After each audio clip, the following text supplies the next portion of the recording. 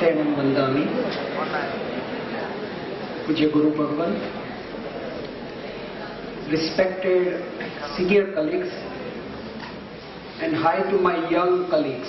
I want to say hi because don't call me Dr. Uncle after We are reminded that those who haven't got the kids will get the kids. We have been told that those speakers who haven't got anything will get Kit Kat. Dr. Chetan Sir has very rightly infused the Chetna in this auditorium. I also wanted to share. He talked about the doctor and patient communication. It reminds me of a small episode of my life. At 2 o'clock night, I got a phone call from a friend of mine who is a doctor. He said, Dr. Doshi, I have seen your patient and I would like to tell you something about it. I said, what has happened? He says, you see, he has no pulse. I said, what else? He said, he has no respiration.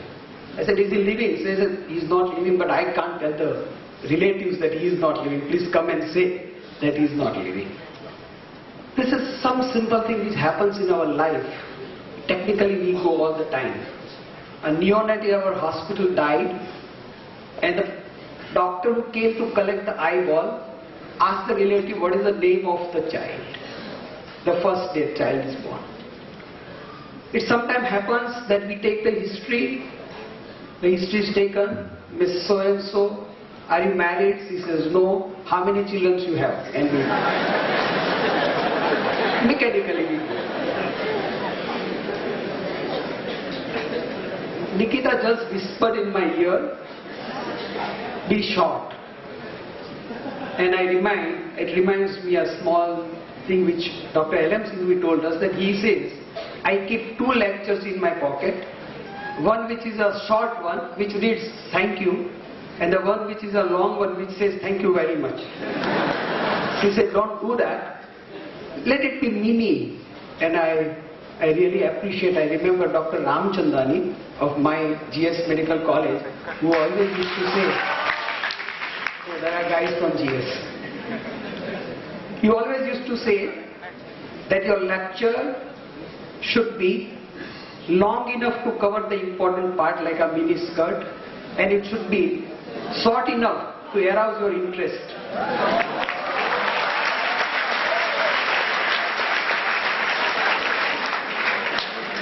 So colleagues over here would think, I've been practicing since last 35 years, and why I went to this, the philosophy of Jainism. I would like to share some of my views over here. The first question probably you might have is that, is religion necessary in our life or in our medical practice?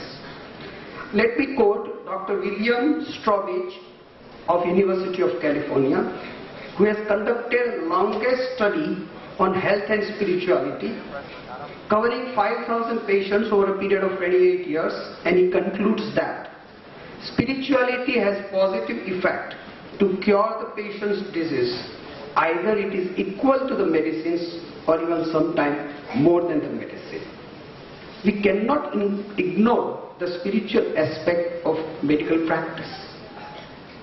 The second question which always comes to the scientists, we are all scientists in biology, and it comes to us, is science a perfect or not?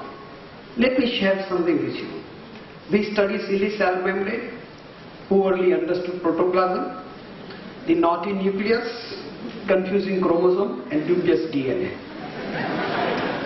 But we have hardly studied what is the energy, what is the life, what is the Chetna which the cell inherits. Darwin's theory of evolution, to me, is like a story of Arabian Nights. How an accidental phenomenon can infuse a life in a material, and how can such a small protein molecule become so perfect to create such a wonderful human being. For this to happen, there should be billions of accidents to occur. How stupid it looks. I remember the Albert Einstein quote, there are 2 things infinite, the universe and the human stupidity, and I'm sure about the universe. The theory of Big Bang bangs my few little neurons which I have, how small hydrogen atom can be disturbed and create this big universe. It is like a fairy tale and can be valid only for the children. It is so paradoxical that science does not believe in soul or spirituality, but the scientists, say for example, the astronauts of Apollo 14 prayed to the God before they launched the Apollo. Inadequacies and injustice in the world demonstrates the material paradigm. It is a time for new thinking. The clarion note of joy through goodwill activity can inspire for better future for all on this subject.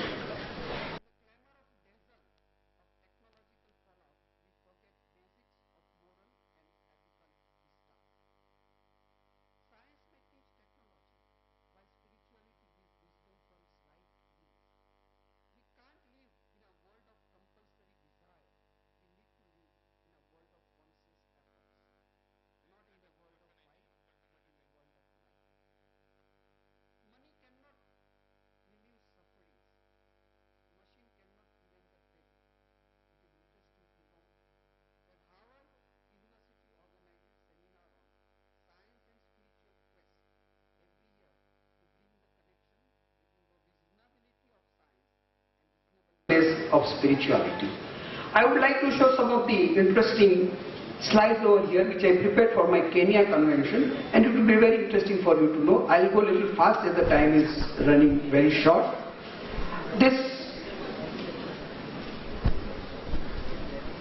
I'm always bad with the computer and computer always bad to me. The traces of Jainism, the Samavsaran, the Tirthankarvani or the Jinavani.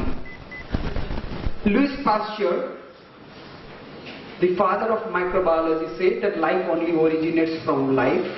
This has been already mentioned 2500 years back by Jineshwaras. Jagdish Chandra Bose said plant as life, nothing new for the Jain traditional people, for which he got the Nobel Prize. The Anthony Van discovered the first microscope to demonstrate the minute form of life.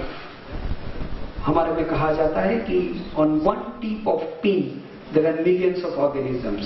एक सोयनी अणु ऊपर अनंत जीवो હોય છે. Roentgen, we know about the X-rays. This has been already described in Pudgalasthikae.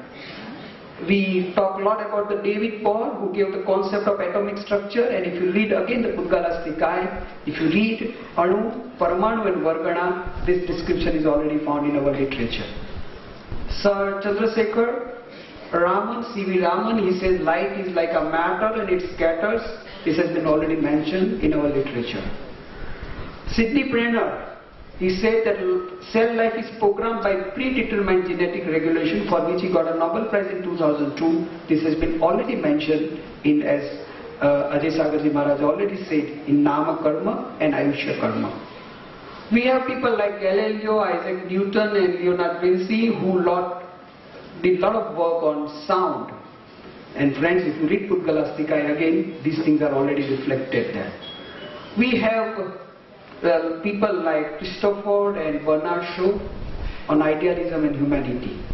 This has been already mentioned. Some more Nobel Prize winners like Nelson Mandela, Roosevelt and Martin Luther King, Dalai Lama, they all spoke about ahimsa, aparigraha and anekant.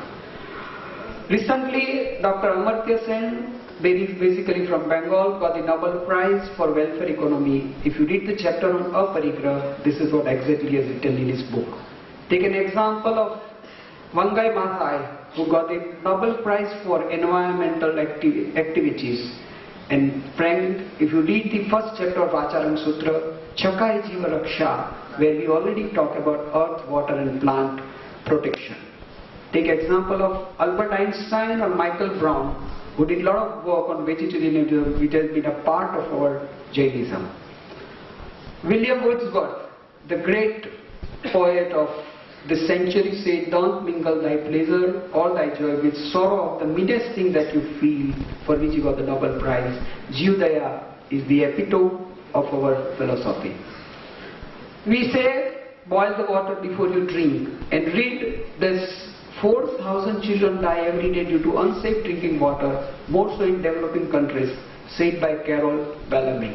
I am not going into the detail because you are medical students, you will understand what I want to say. Lecia and Jain, for which Lisney Andrew wrote a beautiful treatise for which he got the Nobel Prize. Anti-caste activities for which some people got the Nobel Prize, the non-violence for which Mahatma Gandhi is recognized all over the world, Mother Teresa for her compassion, and Rabindranath Tagore for his Gitanjali, in which, in this particular poem, he writes about Maitri, Prabodh, Karuna and Madhyastha, which are the 4 basic bhavnas of Jain philosophy. Maneka Gandhi about her work on animal rights. The women's rights activists like Shirin Ebadi and Alva Madrid got the Nobel Prizes. Then there are so many things which we can see. I'm just stopping this over here because I want to share some of the other views with you.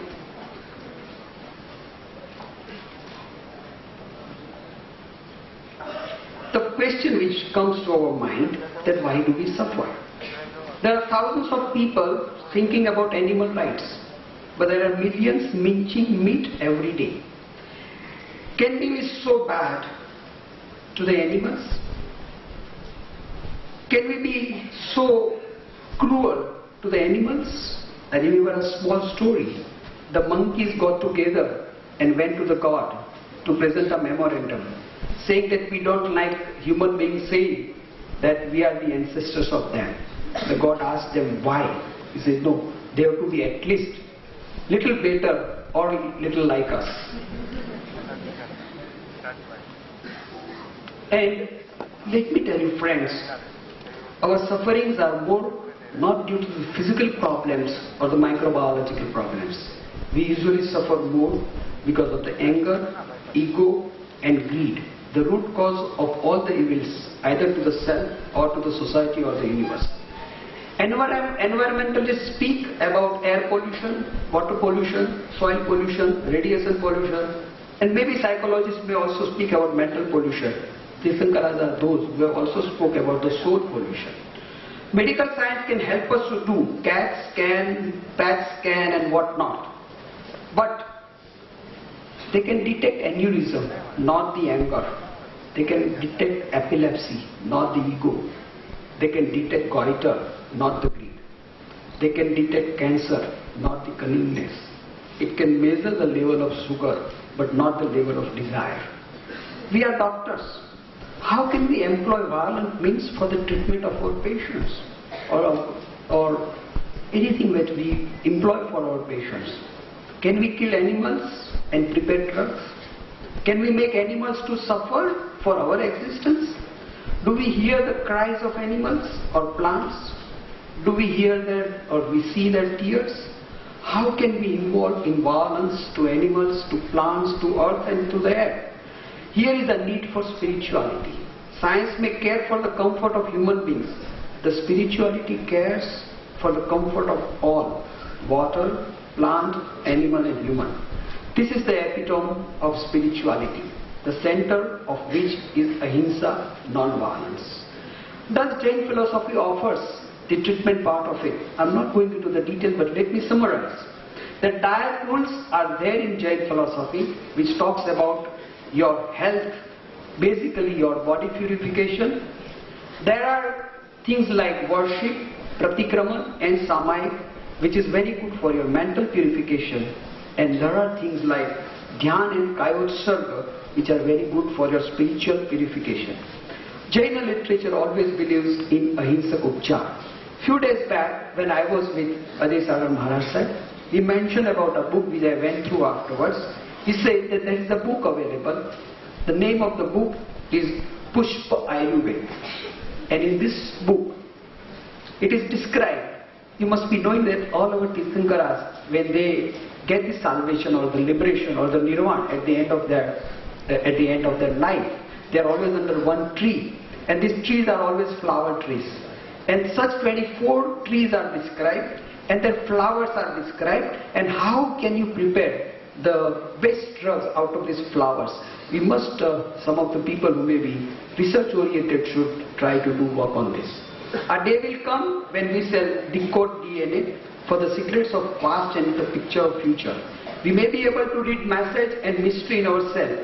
The spiritual or soul search will tell us how to live, love others, how to practice compassion, how to reach to the inner happiness, which is a perfect and permanent. We shall think of global health in the care of the individual health. Can we use Jain philosophy in our treatment? Yes. If you are taught how do you suffer, and the suffering is because of your past karmas, and if you are taught that you cannot live longer than the Ayushya karma which is given to you, and if you are taught what is the equanimity when you are suffering, probably a lot of things can be alleviated. The need of the day is very important. We need both Galileo and Gandhi, Einstein and Aquarius. We need to heal without prescription pad and scalpel. We need to understand that the longest journey of person is within. I will just end with a small quote which says that, I just give a small thing. In my initial practice, a patient came to me, and the first day I couldn't diagnose, so I told him it looks like a typhoid. The next day when he came, I also couldn't diagnose, I said it looks like a malaria.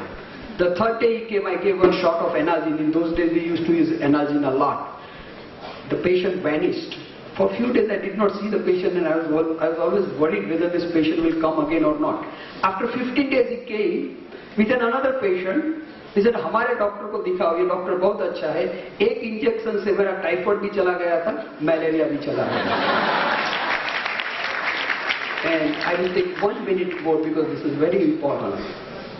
Why it is important? In Uttarajyan Sutra it is said, how doctors are fortunate. 3 things I would like to mention. In Uttarajyan Sutra it is said, Dullaye khalu manuse bhave samayam goyam mapamaye. You have got the human life, which is something which is rare. Now that you have got. The second thing which is said that Danam seham abhay pranam. The best donation you can offer is a life to others, which all of you can do. And third thing which is very important, which is a dialogue between Gautam and Mahavir.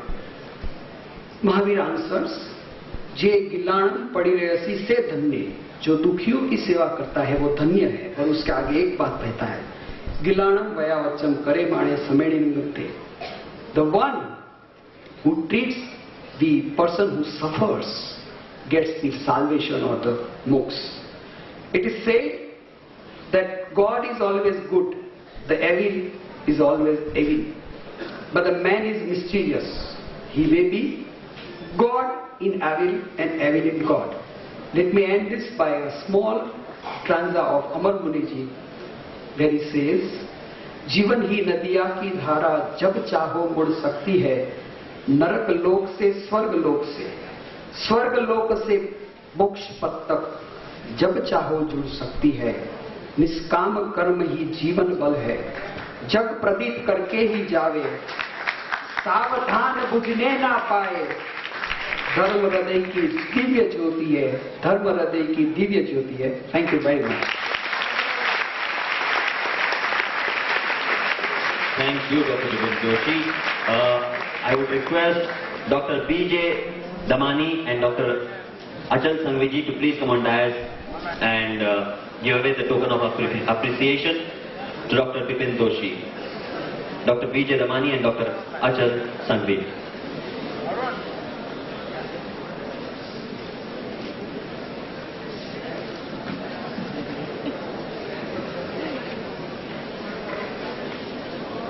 A big round of applause for Dr. Bipin Doshi.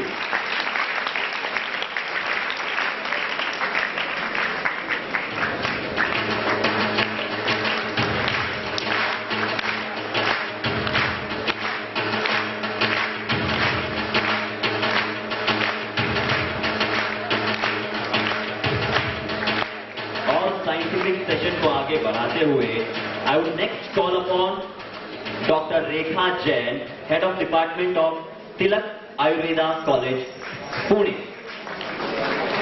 Dr. Rekha Jain.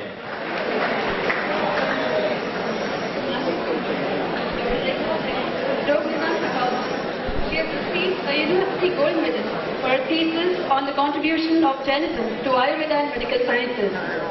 She is a research officer at the prestigious Indian Council of Medical Research. Her research interests include obesity and leukoderma. She travels nationally and internationally to conduct training programs, workshops on Ayurveda, and regularly appears on TV shows and radio to increase awareness about Ayurveda.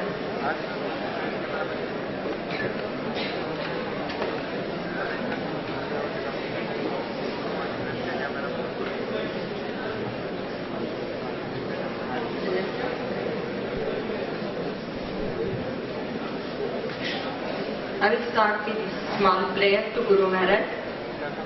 Mokshamargasya netaram, vetaram karma bhutam, jnataram vishvatatmanam, vande tadguna labdhe.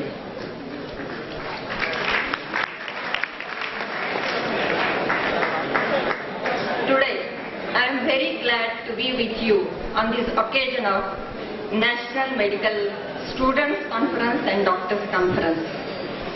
I am very happy to see this platform where there is exchange of opinions and discussions about science and religion.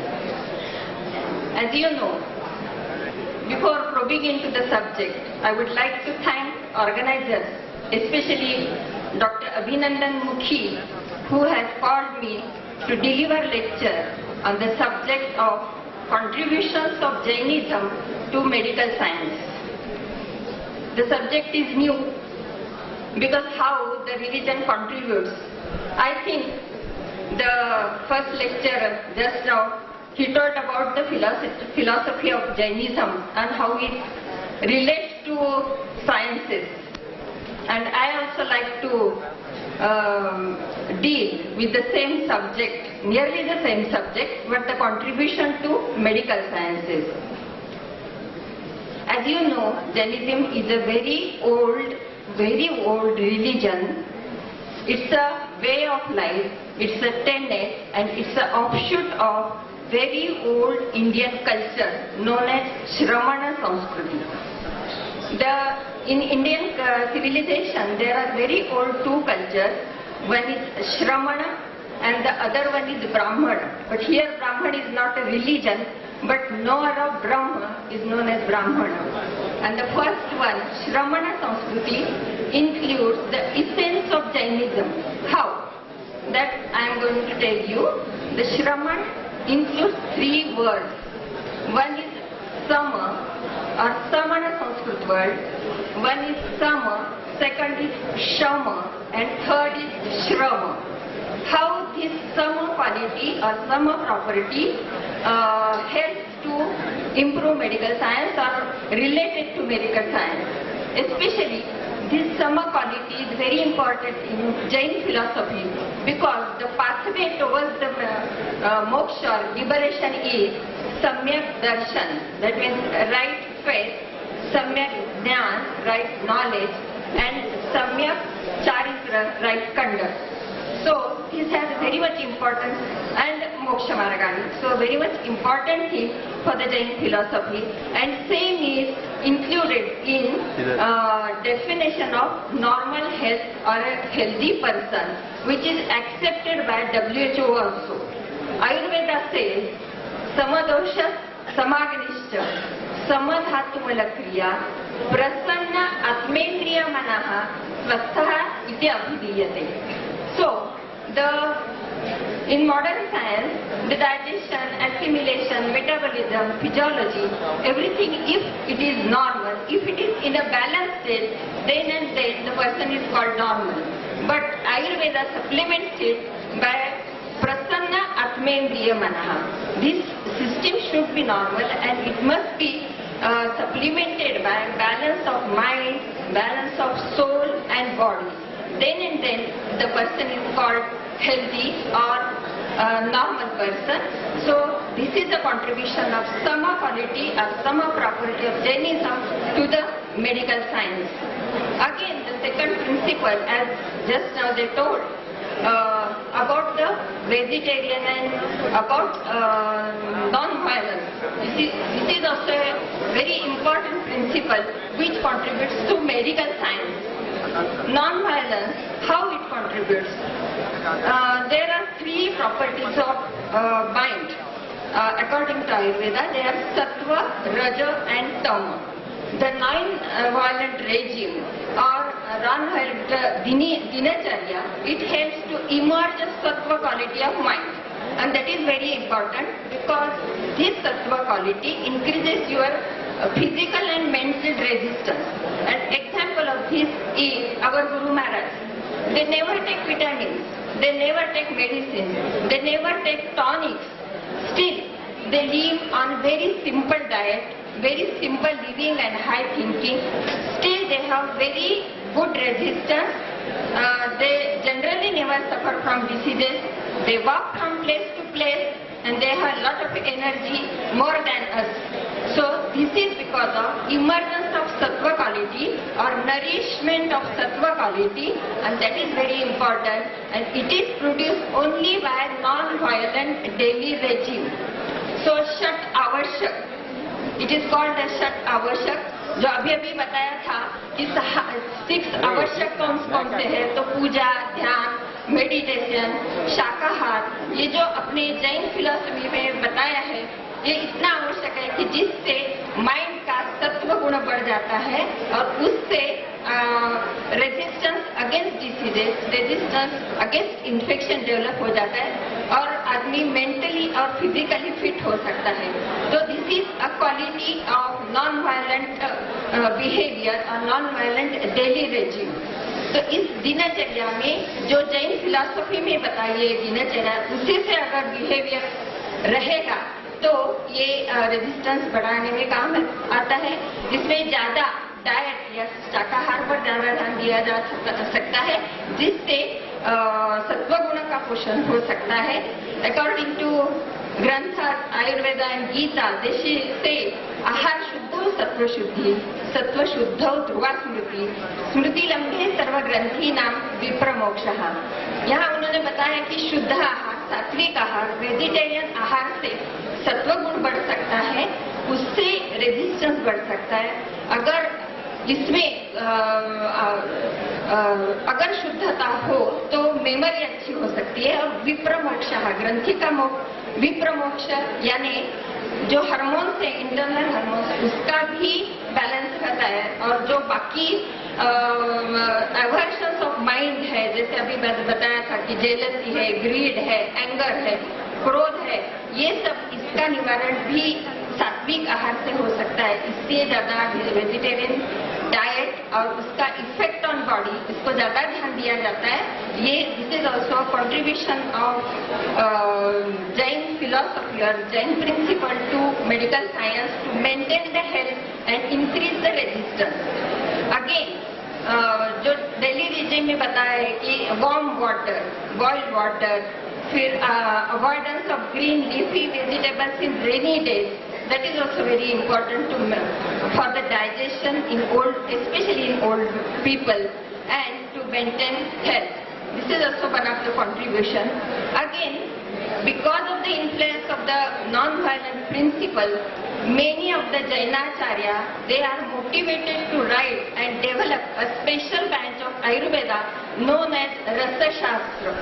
There, the formulations are prepared with the help of mercury and sulfur, and they are very useful in treating the patient. And this is because of their non-violent principle.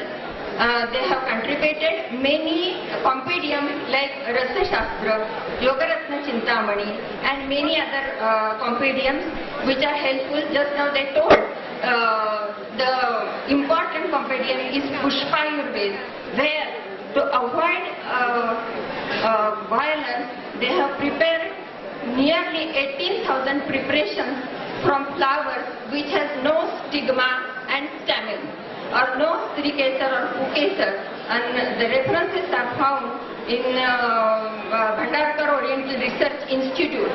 And I think this is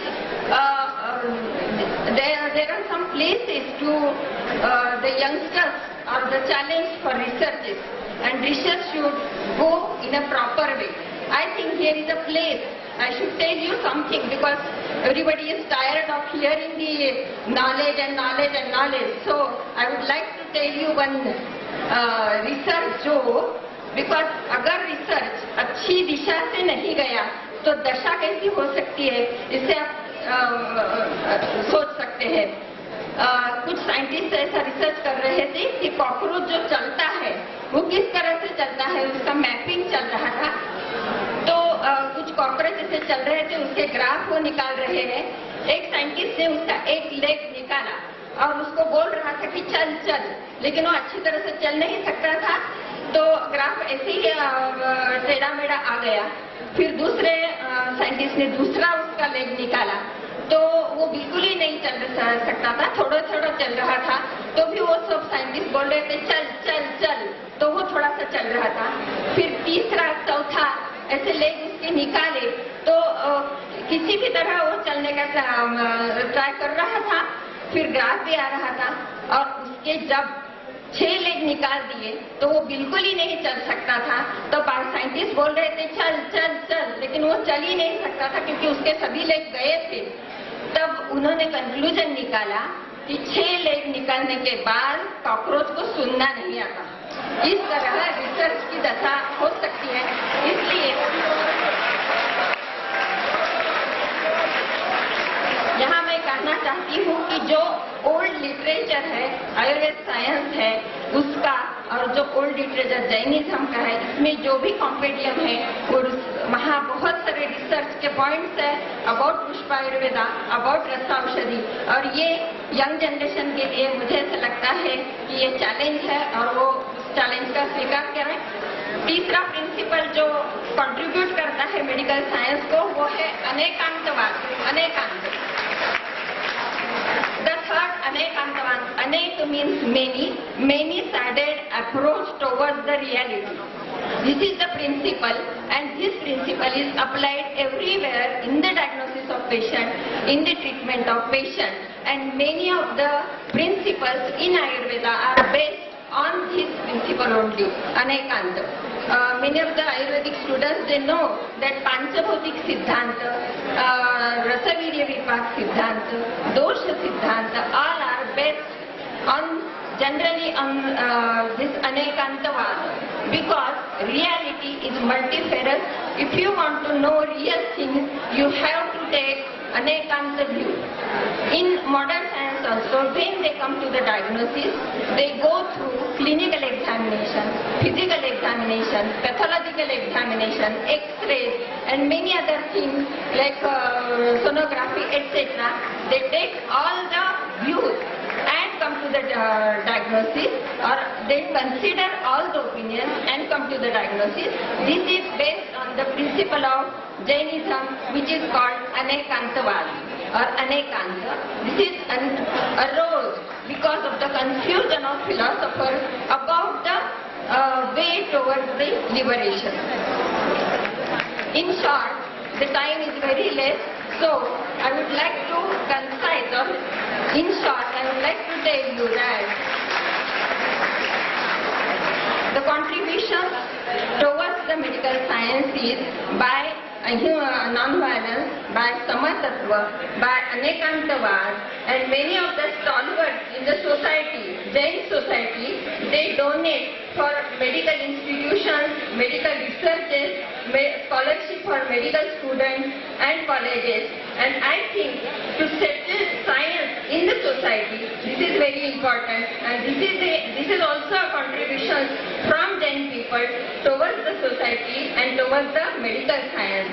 So I think I have to conclude, and before concluding, I would like here to say about this health conference that sarve sukhinas santu, sarve santu niramaya, sarve bhadrani pashyantu, ma kaschit dukkha bhag bhave. Here I would like to bless, because many of the students are coming from Pune and Maharashtra. So in Marathi I would like to say for Guru Maharaj and students that हे परमात्मन मागत असे मी तुझपाशी एक कर यांच्यावर तुझ्या कृपेचा अखंड अभिषेक. Once again thank you very much. Thank you very much, ma'am. Doctor Rekha Jain के लिए फेलिसिटेशन और एक टोकन ऑफ अप्रिसिएशन के लिए मैं मनीषा जैन और हेतल गाला से निवेदन करूंगा, हमारे मेडिकल स्टूडेंट्स हैं, कि वो आए और एक token of appreciation doctor Rekha Jain को प्रदान करें.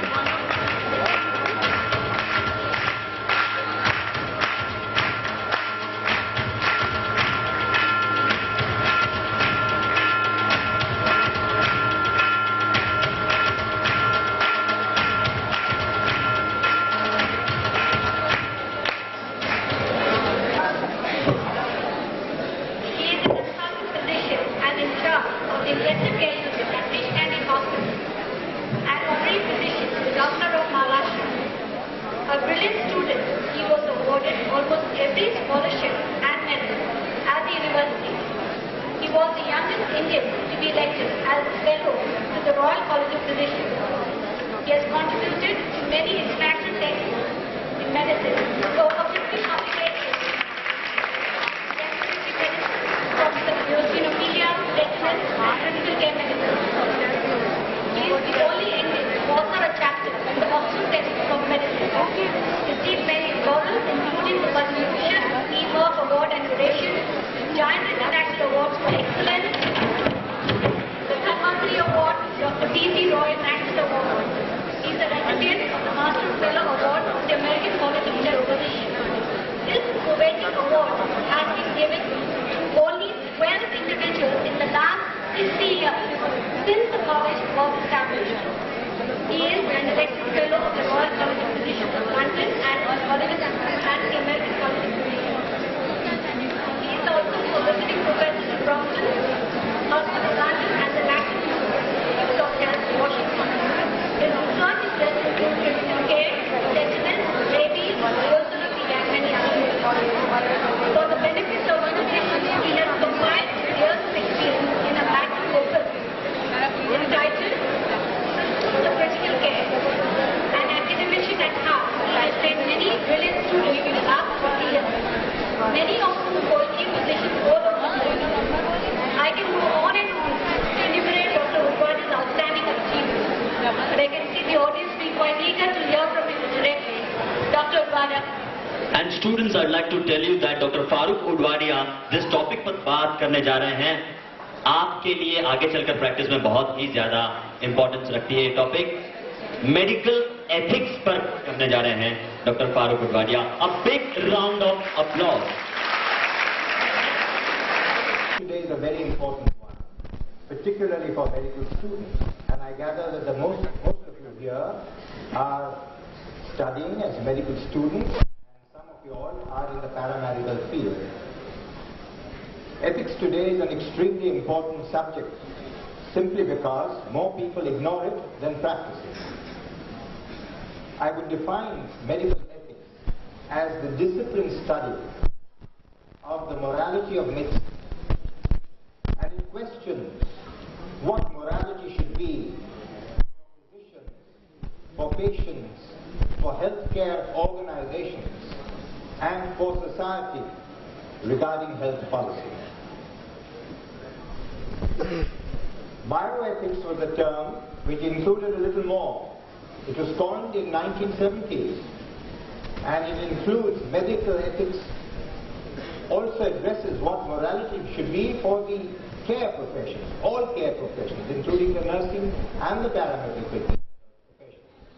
For patients, for basic science, clinical research, and for health policy. The trail of medicine has been a very tortuous one. It has had its twists and turns, its periods of victories and defeats, periods of scintillating light and gloomy despair. Over more than 5,000 years of history, medicine today has evolved into a force, a profession, an art, and a science that is ready to make a quantum leap into our 21st century. Please remember that our present achievements are largely related to the great achievements of our past ancestors in medicine, who have had to trod a very difficult and a very arduous path. And as students of medicine, I first want to introduce some of the great figures of our age and of our past ages. I'm going to just pick on just a few. Most of you will not have even heard of them, leave aside read of them. So let me start perhaps with this individual. This individual is called Imhotep. He was an Egyptian. Imhotep meaning he who comes in peace. He was the physician and the priest to the grand pharaoh of Egypt 2,700 years before the birth of Christ. And this is the first description of a physician that we come across in all history. He is being reported to have been a great physician, but a very versatile man. Besides being a priest, he was an astronomer, he was a scribe, he was a philosopher, and he was a great architect. In fact, the first pyramid that was built in Egypt, the Saqqara pyramid, is said to have been built by him, and it is still the one standing stone structure, the oldest standing stone structure in the world. He was a kind and a compassionate man, as all physicians should be, and as all you should turn out to be. And it is said that when he died, the people of Egypt wept. His body went down the Nile in a barge. People stood around him in the banks of the river, and they wept at the passing of a great man. I show you one whom you must have heard of, Hippocrates.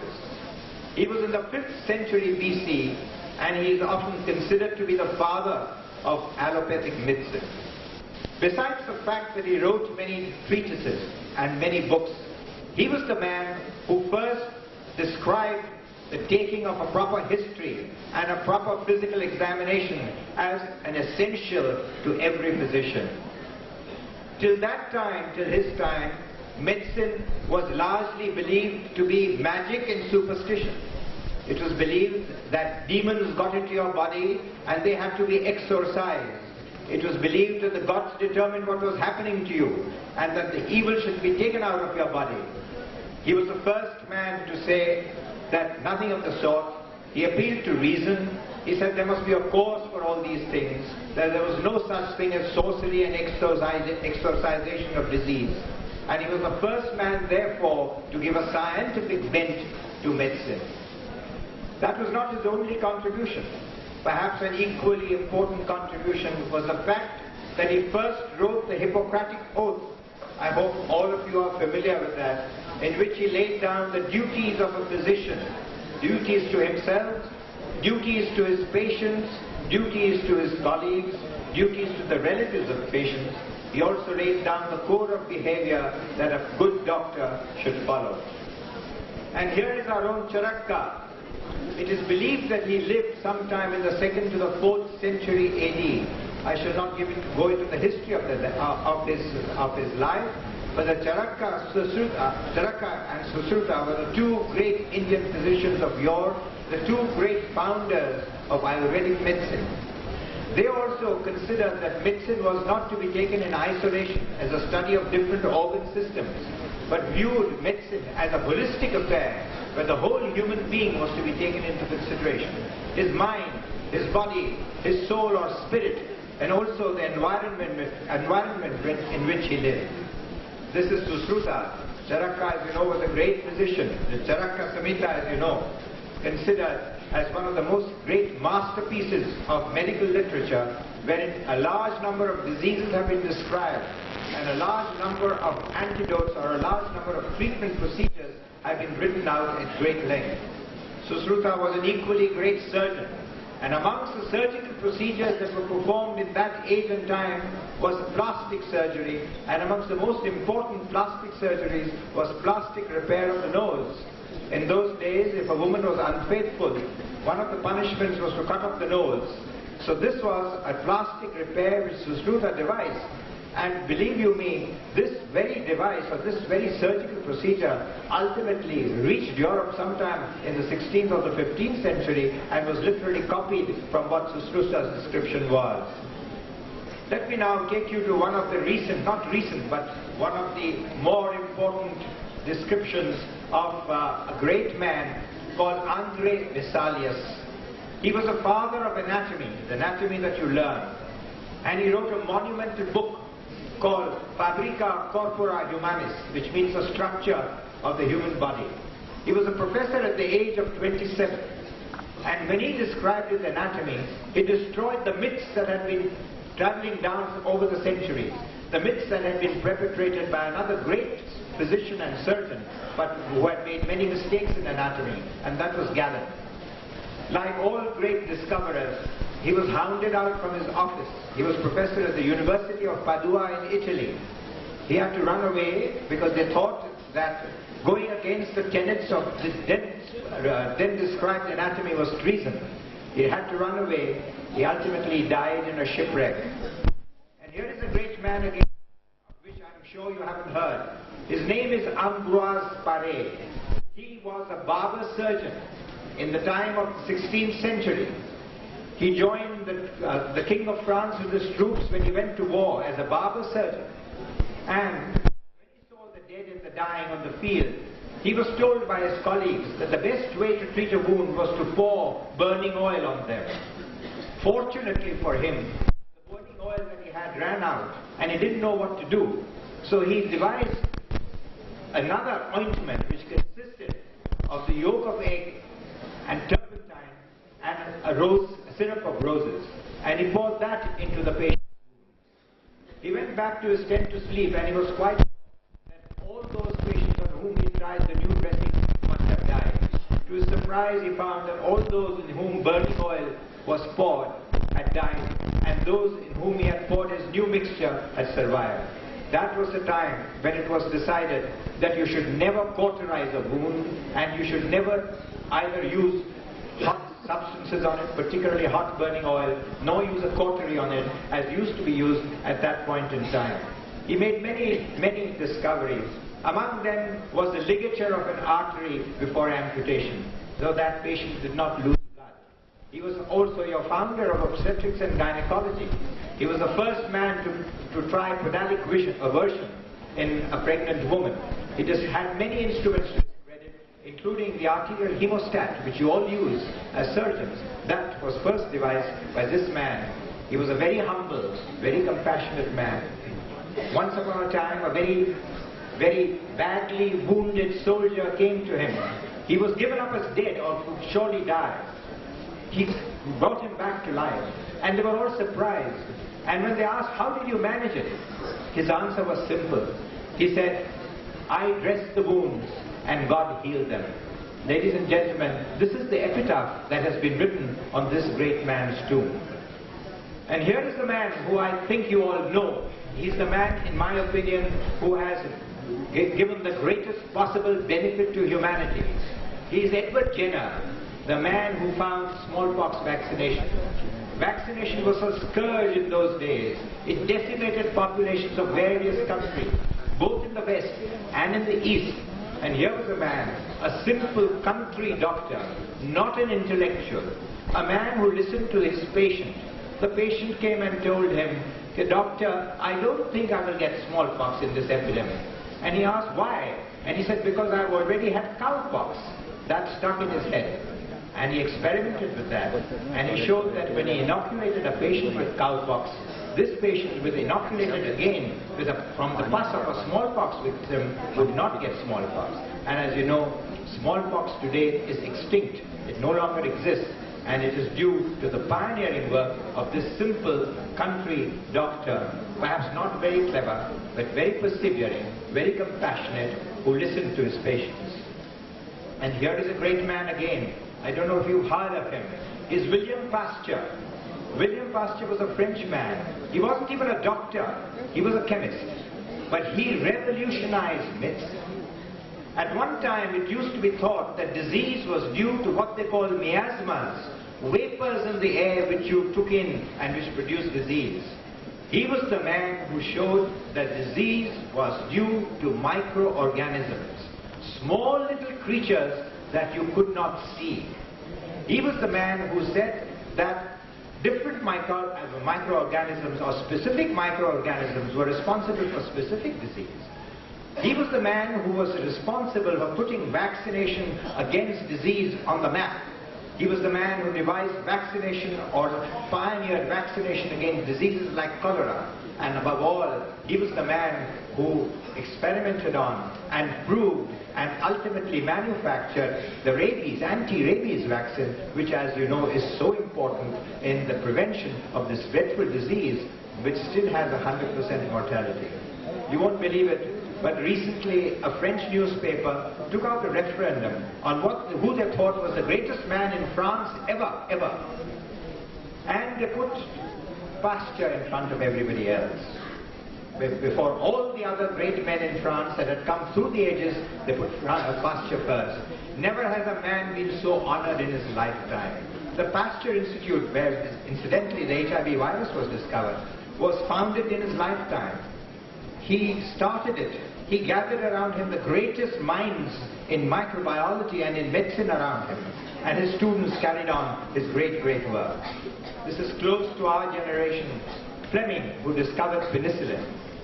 A man who discovered penicillin partly by chance and partly because he was very perseverant and wouldn't take what he saw for granted, but pursued what he saw and ultimately found that the fungus which destroyed staphylococci in a petri dish was really responsible for killing the staphylococci, and he analyzed that fungus and it found and realized that it belonged to the fungus family called Penicillium notatum.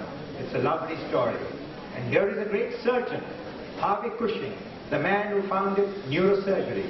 He did marvelous work, particularly on pituitary tumors, more than 1,000 tumors to his credit, and he was the man who put neurosurgery on a very firm founding. And lastly, an ideal for all of you, William Osler, a great physician in the 1900s, that is in the 20th century, a compassionate man, a man who had superb bedside teaching, who wrote monumental works, who described bacterial endocarditis, for example, who described the platelet function and platelet dysfunction, described many other diseases, and wrote a lovely textbook on medicine, which I still have. It's handed out to me by my father. What are your ethical principles, ladies and gentlemen? The first and foremost, you must all remember and write in front of your bed when you get up. Primum non nocere. First of all, do no harm. That is the first and foremost principle you must remember. If you cannot do good, stay quiet. Don't do harm. The next most important one is beneficence. Beneficence means do good to your patient. Now you do good to your patient not only because of your technical ability, because of your expertise, because of your knowledge of medicine. It is much more than that. It means that you must use your human qualities in the handling and in the treatment of your patients. The most important of these is best termed humanity. What is humanity? Or what is humanism in relation to medicine? It is the ability to be able to discern the suffering of a patient and be able to help to either relieve it or to cure it. That is humanism.